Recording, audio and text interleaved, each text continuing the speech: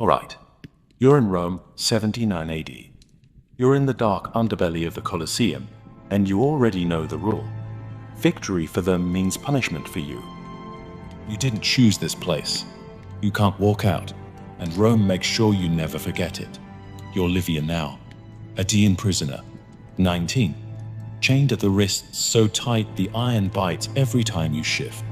Yeah, you stopped trying to loosen them hours ago. The metal wins. Above you, 50,000 Romans are screaming for the man who killed your brothers. Gaius Maximus, their champion, their hero. Down here, you hear every stomp through the stone like someone knocking on your skull. You try not to listen, but the crowd always drags your attention back. Here's something they don't tell you in school. Celebration up there means the sorting begins down here. Prisoners get lined, counted, priced not by name, by usefulness. And right now, they're walking towards you. The guard kicks your ankle. Not hard, just enough to say you stand when he wants you to. You get up. Your legs shake anyway. You hope he doesn't notice. He does. Let me explain this part so you don't get lost. Rome had a rule, unwritten, but everyone followed it. Spoils belong to the victor. Weapons, coins, people. Yes, people. Conquered women were processed the same way as stolen grain. The state didn't hide it. The state wrote it down. They drag you forward by the chain. Your feet scrape the stone floor. The guard mutters, "Don't make this difficult," as if you had a choice. You're pushed into a line of other women, some older, some younger, some trying to look strong, some already breaking. You don't blame any of them. You barely know which one you are yet. Another guard counts you with a wooden tablet. Not a glance of pity, not even curiosity, just counting, like livestock. And here's the part nobody warned you about. This isn't even the punishment. This is the paperwork. A man in a red-trimmed tunic steps in. Rank higher. Smile colder. He looks each woman over with the same look Roman merchants give olive jars. Then he stops at you. He taps your chin up with one finger. Not gentle, not cruel, just testing. "Ian?" he asks. You barely breathe when you answer, "Yes." He writes something on his tablet. You don't get to ask what. Let me explain why this matters. Dian captives sold high. Rome considered your people stubborn stock, meaning you break slower. Buyers like that. It means you stay useful longer. Yeah. Fun fact.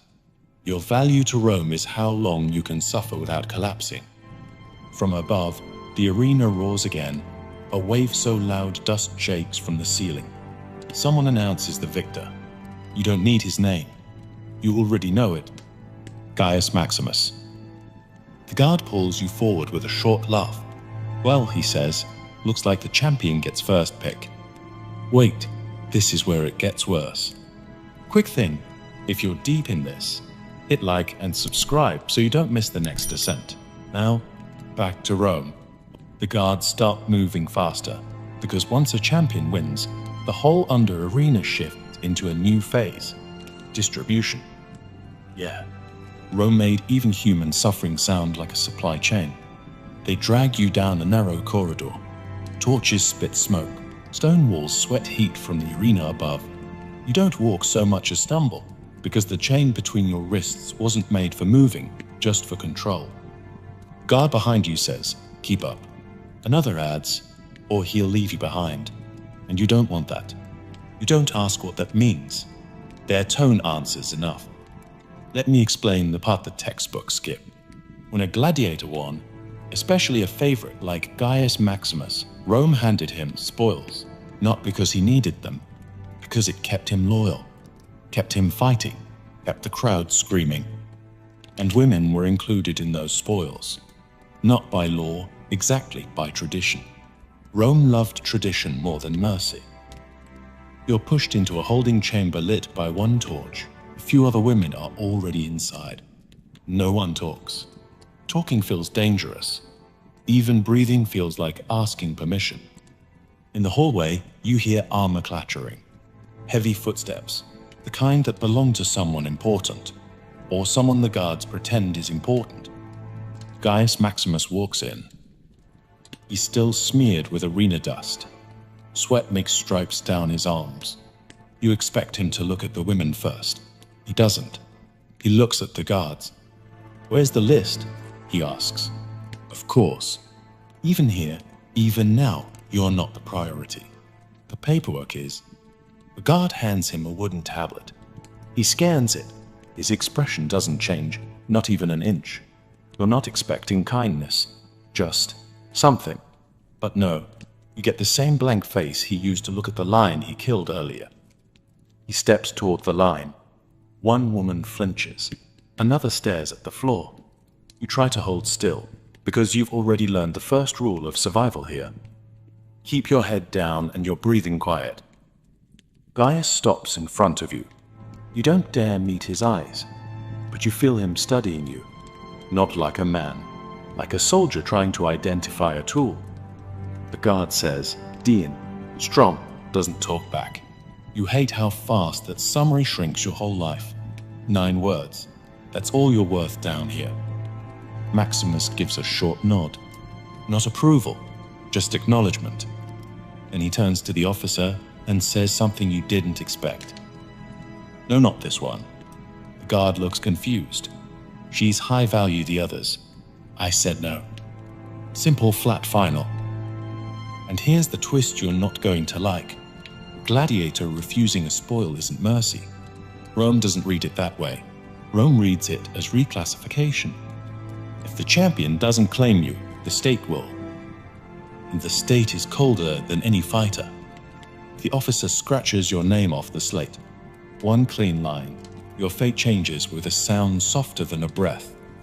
The guard grabs your chain again. Harder this time.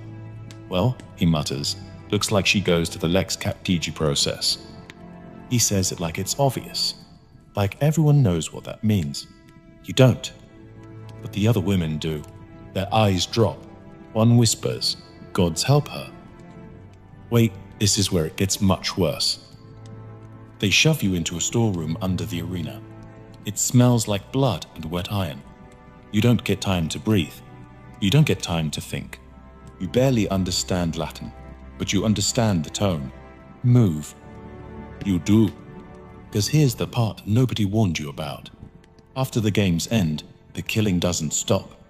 It just moves underground. You're ordered to haul buckets. Heavy ones. Sloshing with water so red it barely counts as water anymore. You grip the handles anyway. Yeah, your hands are shaking. But the guards don't care. They never care. You carry, they watch. You kneel, they stand. That's Rome. You scrub the stone floors. Again, the same patch. And again, because the stains don't come off. They were never meant to. The arena likes its scars. It shows the crowd the glory from yesterday. You're the one cleaning it. Let me explain something they don't teach you in school. Someone always has to handle the aftermath of a spectacle. And Rome picked you. Not for skill, not for strength, just because you were there. Here's the sting. You're doing all this while the same people who killed your brothers walk past you like your furniture. A gladiator limps by, bandaged, still breathing. His eyes slide right over you. You're nothing. Not even worth a nod. That's the job.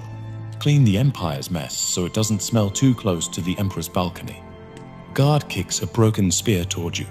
Pick it up. That's all he says. He doesn't say please. He doesn't say thank you. He just assumes you obey. And you do.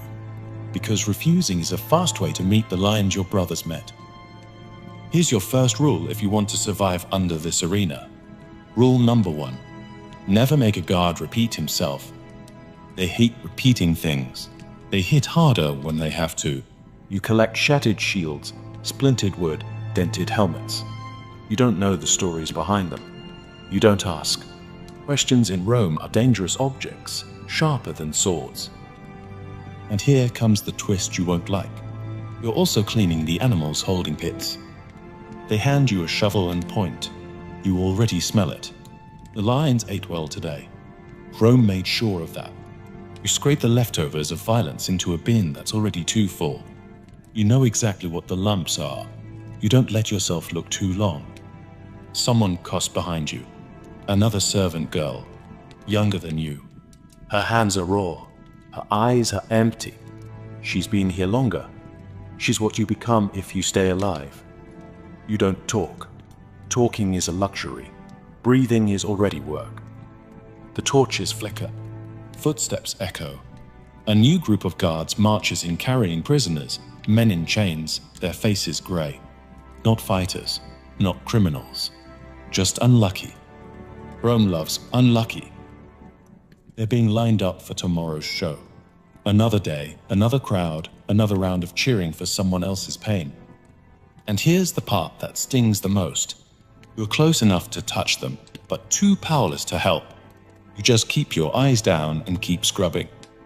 Because in Rome, mercy isn't just rare, it's illegal. And the night isn't over, not even close. You're wiping your hands on your tunic when the guard taps the back of your head with his baton. Not hard, just enough to say get up. You already know this tone.